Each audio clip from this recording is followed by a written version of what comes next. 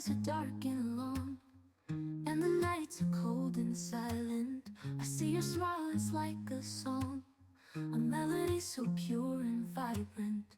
In a world that needs your light, your kindness like a fire burns bright. Tiara, don't you ever fear, your smiling tears are crystal clear. Hello, everyone. I am Tiara Whitney, and I am back with Joy in the Journey podcast. So today I have with me one of my favorite people, my first lady. So I have my first lady, Latoya Griffin, and let me give you her bio. Okay, so she loves Jesus. She's a licensed marriage and family therapist, private practice. Yes. Love working with couples and women transitioning out of toxic relationships, survived past toxic relationships, and now is happily married to the love of her life for 11 years. Consider yourself a non-traditional pastor's wife. You are a girl mom to a young adult and a boy mom, and you just turned 40 and on a personal health journey. Yay. I love it. That's me. Yes, so we have Lady Toya here with us today, and like I always say, this platform is basically for me to bring people on it to talk about their journey, talk about things that they've been through and how they found joy in it. So Toya, tell us more about you. Well, I think that first of all, can I say something before I tell you about myself? Yeah. I just want to say that thank you for this platform. I'm not sure how often you're told how much of an inspiration you are to others. Your Smiling Tears platform and organization, I know that it has helped so many, and I just pray that God will continue to just use your heart for people to help build up his kingdom. Yes, thank you. I welcome. appreciate that. Yeah. So yeah. Okay. I wanted to start with that. Thank you. And so a little bit about me. I love being a cheerleader or champion for others, especially women who, who's out here doing the work, wanting to, be a light to the world. And I love that. So that's something about me. I think you pretty much said everything. I can't think of anything else. Yeah, because I got it from your Instagram. Yeah, I was like, yes, I needed this. I This just, is right on time. I literally just put that up there. So, Yeah. I'm just I'm out here just trying to do God's work. Like I said, my husband, we've been married for 11 years, but we'll be 12 years this December. Okay. On New Year's Eve. Wow. Okay. Yeah. We always hear about like summer weddings and things like that. So it just be weird when I hear like winter. Really, so there's an interesting. So when we got engaged and we were planning a wedding, we were planning to have a summer wedding. It was supposed to be in June. I think it was going to be like June 25th, 2012 or 11 or something. But what happened was, and I'd like to tell a lot of couples this, at first, we want to have this big wedding. We were planning this huge wedding. It was coming out to be possibly several thousands of dollars. But then my husband was like, we could go ahead and, do this wedding, or there's this house that we can get, right? Mm-hmm. So it was like, choosing which one do we kind of want to have this big old wedding. And there were also some other logistical things too, like with him getting a particular job, and then I was still in grad school. So long story short, we scratched the big old wedding and said, you know what, I'm just gonna, because I was living in Virginia at the time when we were engaged and planning the wedding, but I'm just gonna go ahead, move out here. And then when I moved out here, he was staying with his parents. Actually, now that I think about it, girl, he didn't surprise me with a whole house. Like when I surprised you with the yeah, house? I didn't know he had bought the house. Oh my god. Yeah, I forgot about that. Yes. Well, I didn't forget, but it's coming to me now. Yeah. But so I moved out here, and what's so funny was. So is this the house you're in now? No, this Okay, was our this is first house before when I the moved to very Fort Worth. first. Yes, Okay, our very yes. first house. So, and you know how I guess as wives we're we're helpmates to our husbands, right? Yeah, uh-huh. And I'm sitting here thinking that, okay, I'm looking for some apartments. You know, I thought that I had one solidified, like, okay, well, when I get out there, we're just going to go. I thought I was planning things, really. But when I got out here, so yeah, that happened. Okay. So how is it being a pastor's wife? How is Is that too much? No. Okay. It's not too much. Okay. It's interesting. Okay. I'll just say it's very interesting.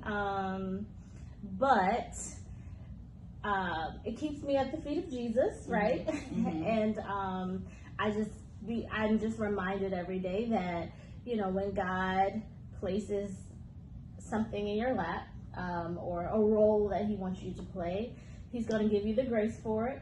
But I will say, before I got married, if my husband had told me he was going to be a pastor, I probably wouldn't have. So, okay, wait a minute, hold on. So, I forgot. So, you got married before he even was Pastor Khalid Griffin. Correct, yeah.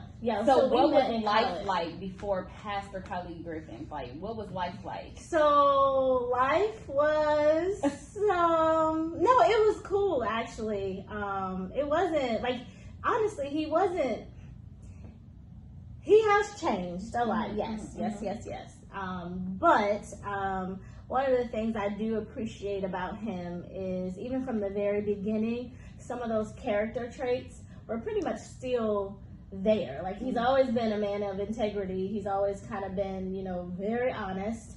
And he has had those traits all along. So he's been serious. But when he decided to, take the call to ministry, then getting serious about ministry. So yeah, some of the things like what we used to do, we don't do anymore. Right. So other than that, yeah, that would be the difference. Mm-hmm. Yes. Okay, I love So, it. yeah. So I know you mentioned before, like, you're happily married now, but before you was in toxic relationships. Mm-hmm. What was that like? Okay, so which one? Which relationship? Oh, I've had. Yeah. Let's talk about it. So I have experienced I think what it is, which is why one of the things I do respect about my husband is, those character traits that were there before he became a pastor.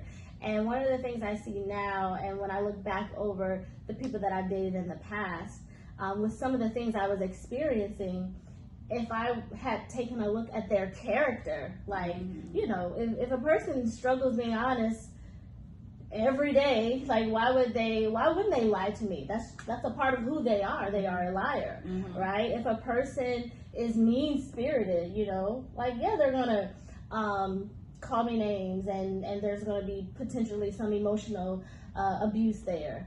And if a person isn't, doesn't have drive or ambition to do anything, I might be the girlfriend that's sitting at home cooking for him while he's taking my car driving somewhere. You know what I mean? So when you think about those character traits, and then back then, I've always known God, but I wasn't where I am now with the Lord. Right. But back then, the guys that I dated, they were leading in no kind of way. No, they couldn't lead. They couldn't love. They couldn't provide. They couldn't do any of those things. And I think the biggest thing that was missing was they didn't follow Christ. I do believe that a man who submits to Christ will never have an issue with how he treats his wife or his woman.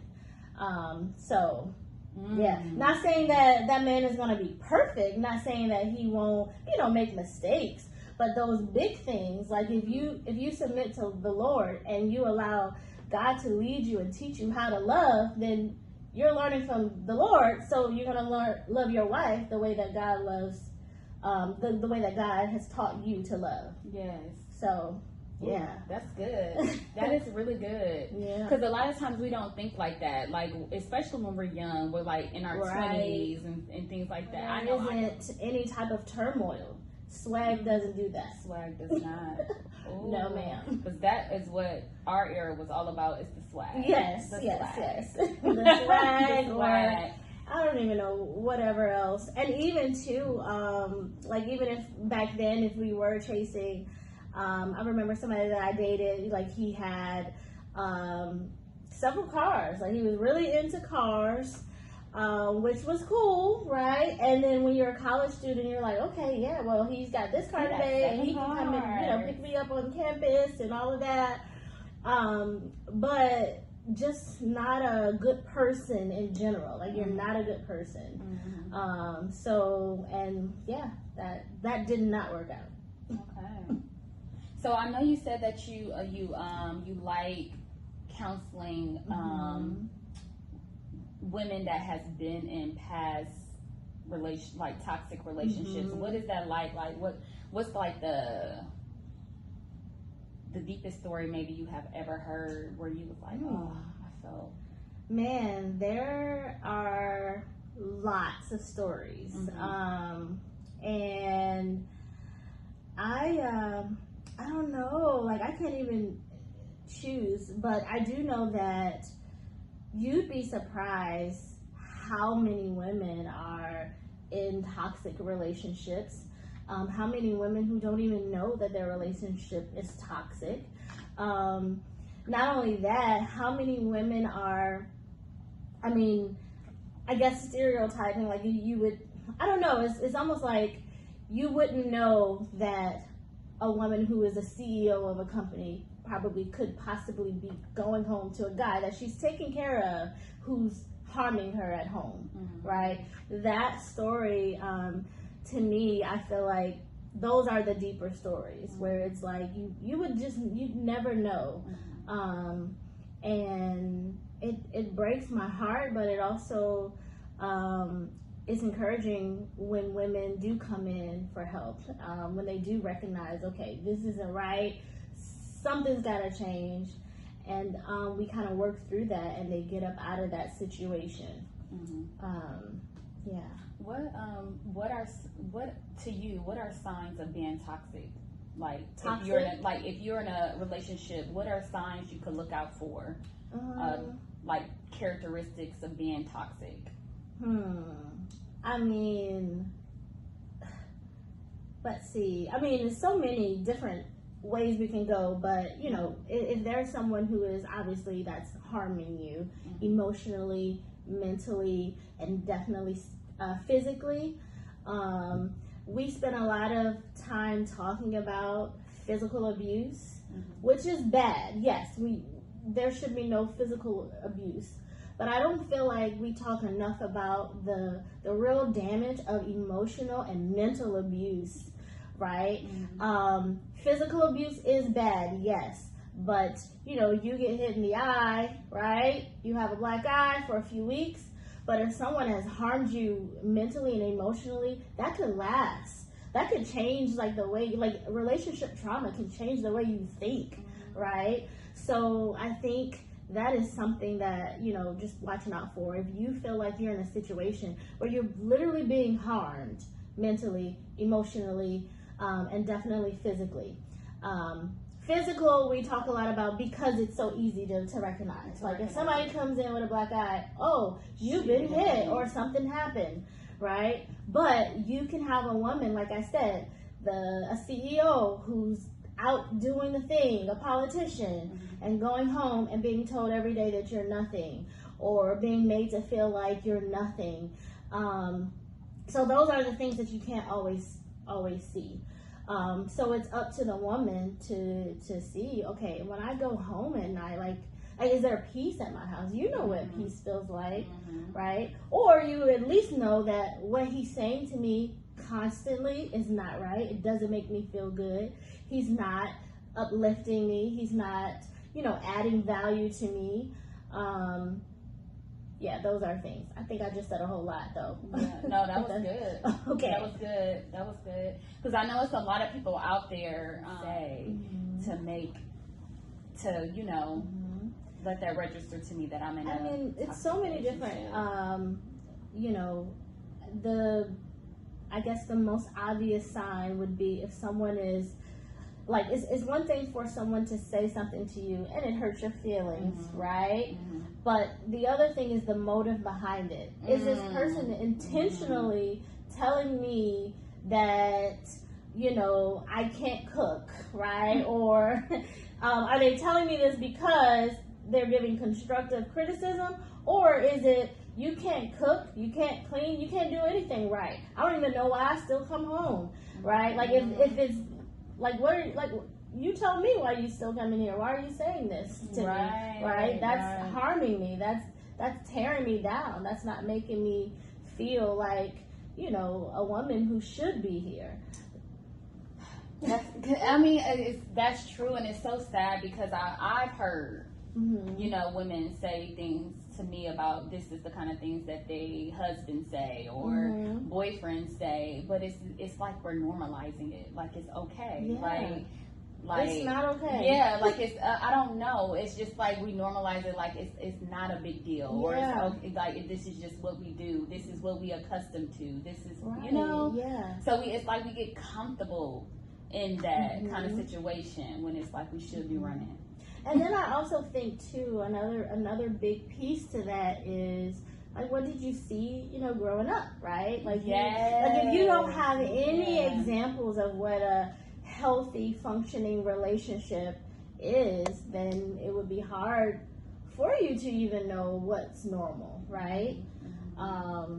But yeah, that's definitely something that, I just wish that there were more conversations about that to get people to realize what is actually, this should not be happening to you. You don't deserve this. You really don't deserve to be spoken to that way, right? And granted, you might not have a husband who is going to be, bringing you flowers every single day. We're not talking like, it doesn't have to be the perfect or a movie per se. But you definitely shouldn't be in a situation where you are being torn down emotionally and mentally. Yes, I love it. What about a woman who may have have kids and maybe have left a toxic relationship, but they feel like they have done damage to the kids now?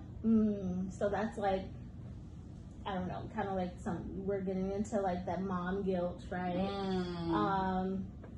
Yeah, that's definitely a thing that happens. But that's also something that, for women to recognize that's happening, getting in and talking to someone about it to kind of like process your feelings. Because at the end of the day, with children, I've seen, when I've met with women, you'd be surprised how many children are actually relieved when their mom leaves a toxic relationship. And I think sometimes for women, it's the mom guilt that kind of makes you feel like, oh, what about my baby? What I want her to have, or him to have a 2-parent household. And if they don't have that, then I failed as a mother, I failed as a wife. But really, having your daughter or son grow up and watching a mom or dad just berate your spouse or another parent is traumatizing to the actual child as well. So there's this thing called ACEs, Adverse Childhood Experiences, and that's where a lot of mental health professionals will use to it's an assessment or a tool that they use to gauge how much, there's a score. So the score determines the child's, like how traumatized they were as a child. And one of those questions is, if I'm not mistaken, I think it has to do with seeing your parent being abused. Mm. And I just don't think that a lot of people really think that there's more damage being done when a child is in and witnessing a toxic relationship than it is with a mom moving out or a dad moving out and experiencing peace. Yeah, you don't have mom and dad at the house, but there's peace here, right? Yeah, you don't have mom and dad. Consider yourself a non-traditional first lady. Mm-hmm. And I agree with that, Mm-hmm. because I believe like a lot of people would think if they went to the church or they went to church people and said, I want to leave my marriage, Mm-hmm. they was, no, you're supposed to stay, you're supposed to honor your vows, you're not supposed to divorce, like, and you're totally different from that. Like, so that's what I love so much about you, is because you're not, I mean, lovely Christian woman and first lady and all that, but I don't consider you just one of the traditional, like. Thank you. Yeah, so I love that. Yeah. So like, how did that come about? Like, Just me, my journey as being a first lady. So kind of like going back to, like I said, like if I had known this was going to be a thing, back then I probably would have been like, you know what, Pastor man, I'm good. You know, I don't talk to you. You know, we could be friends, but right. I don't know. Right. But I do think that, you know, now that, you know, I've grown closer to the Lord, I do believe that He's graced me with this. And He has graced me with the unique abilities and the talents that I have for this time, right? For the people that He's called me to. And it has been a journey to kind of figure out, you know, because when He said, okay, I'm going to be a pastor, I was like, oh boy, what does that mean exactly? And then what does that mean for me? Like, how long were you married before He, you know? So we got married in 2012. Kind of a funny story. So fast forward to the year 2013. So, and he didn't know he was gonna be a pastor either, right? So we were going to his parents' church, and one day his dad was like, who was the pastor, my father-in-law was like, yeah, you know, I'm gonna do a Father's Day, you know, church special, and you're gonna preach. And he said it to my husband. And we Had he ever preached before? No. Before then, never preached. No. And he was just like, you're gonna preach. And then we were like, okay. And that's what happened. Oh my God. And that's what happened. And so how did Khalid feel about that? Like, was he like? He was shocked, just like me. Like, we were both shocked. Like, wow, you know, okay. Yeah, there was nothing. I mean, nothing. So it was his father. What made him do that? Like, what made his dad do that? Well, I believe that his dad has shared that, you know, he felt like, he recognized the calling on Khalid's life, basically. Okay. And so he was kind of that person that just kind of like, this is the calling, here you go, here's the assignment. Wow. And Khalid was like, I mean, it's his dad, so he didn't turn him down. Now, thankfully, it was several months before, so he had time to prepare. Good. Okay, good. And then, my poor husband, we talk about this too, but like his first sermon, it was just such a treat. But I was there in the front row. I was on How the was front row. it? How was it? It was. That was so funny. It was. Yes. He was nervous. He was nervous. It was actually really short. He had his papers. They were like falling down. And I was like picking them up, like doing like this, just like still a proud wife. Yeah. Because, you know, I was really, I guess at that time we didn't know like the journey that we would be on. And now. It's so funny hearing you say that because now it's just like, he on it. Like none of that is going on. None of that. Like he's grown a lot. You know? So. I always say if you need to know, like if you ever want to see like how real God's anointing really is, I just really think that my husband is an anointed teacher. Like that's his thing. That's what he does. He was a teacher before, so he taught in the public schools. So he was a high school teacher. He's always been in education. But it's like whenever he is in front of a group of people and he's speaking, it's all eyes, everybody's locked in, because I just feel like God has anointed him for that. Definitely. And I remember when I first met him, we met at Norfolk State University, and we were both in the theater. Because I actually thought I was going to be an actress somewhere, living in Hollywood. I kind of wanted to be an actress a little bit. That's what I thought I was going to do. But anyway, so we met in the theater, and I always share this with him. Like the first time, like when we met, like they had like auditions, and all of the actors would come in, and we would watch the auditions. Actually, some of them. And I remember seeing him for the first time, and he was like on a platform, like on a stage, and I was like, wow, like you have like this glow or something. I don't know what it is, but he has the ability to command a room. And I just think that it's just not something that people can learn. It's definitely a gift from God. Gift from God, yes. So, yeah. I love it. Yeah. Love it. Did I answer your question? Yes. Okay. Yes. This is good. So, I'm going back to just wrapping it up. So, okay, so you've been in the toxic relationship in the past, and you had a daughter before. Yes. So you was a mom before you met your husband. Single mom. Yes, single mom before you met your husband. Let's talk a little bit about that real quick. The single mom before being married and meeting your husband. How was that? Well, okay, so I actually met my husband in college, and I had my daughter, but we were friends. But when it came to us starting to date, being a single mom, it's definitely a transition. Especially if you are getting in a relationship with a man, like I said, who had those characteristics that I think all women want deep down inside. We just don't recognize them. But when you get with a man, and I think the buzzwords nowadays is like the low value men and the high valued men. Like when you get with a high valued man like that, it is definitely a transition, because as a single mom, you're used to doing everything. Like you're the mom, the daddy, you're Santa Claus, you're the tooth fairy, you are the nurse, the this, the that, and everything. All right, you're bringing home the bacon and you're cooking it, right? So you're doing it all. But when you get with a man who wants to come in and he wants to lead you, right?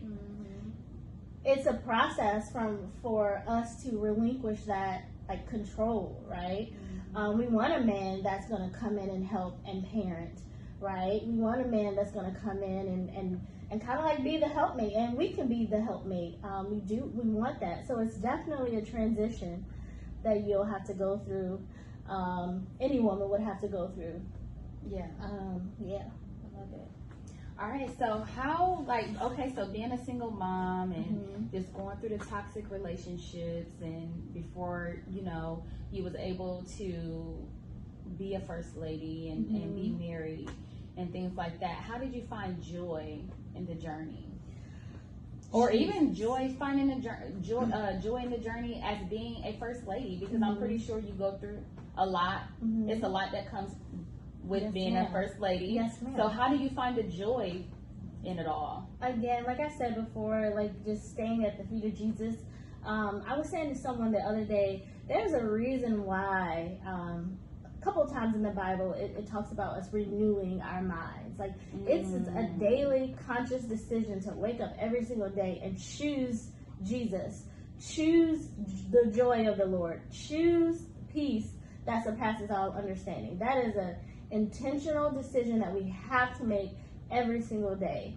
And that's how I find my joy, right? Because if I start looking for the joy in the people, as I said earlier, people, when they start peopling, and then it's like, and a part of my job as a first lady, even as a counselor, I deal with people like I'm a servant. Like I get away serve. from them. I can't. Get away This from is them. a part of my job. It's a part of my calling Yeah. to be available to people. And when I say people, I mean all people.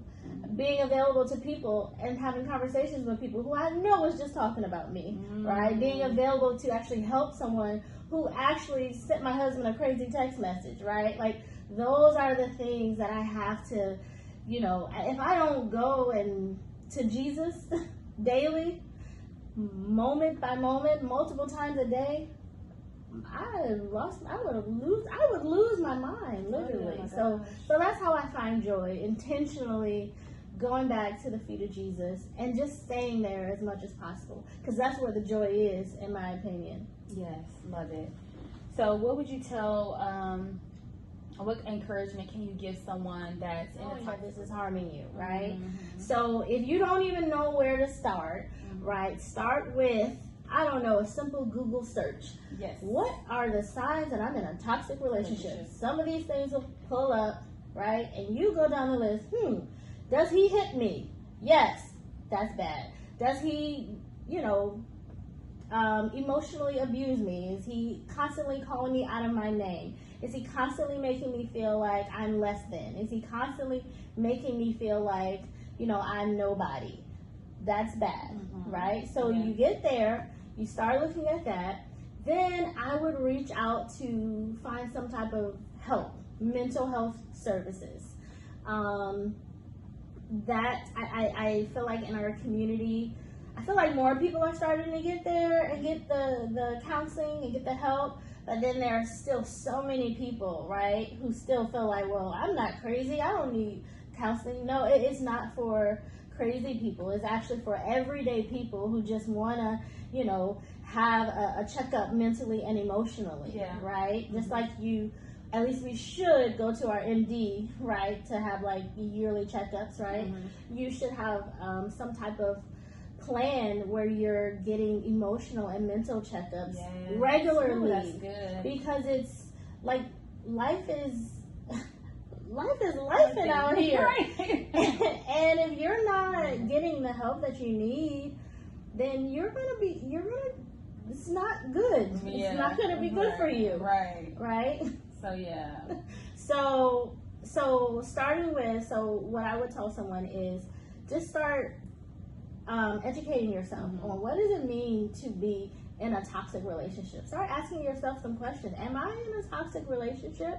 Figure out if you're in a toxic relationship. Then reach out to someone, see if you can get some help, right? And then that person should be able to help you, depending on who you're going to. They could help you get to a place to, resolve things within yourself, to give you the confidence to get out of that. And the big thing is, not only that's why you need the counseling most likely, that will be ongoing, because the therapist should be able to help you. Okay, let's peel back. How did we get here?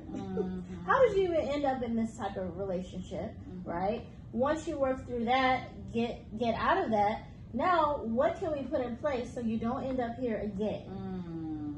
Because you don't want to go from one bad relationship to the next bad relationship to the next bad relationship. Yeah.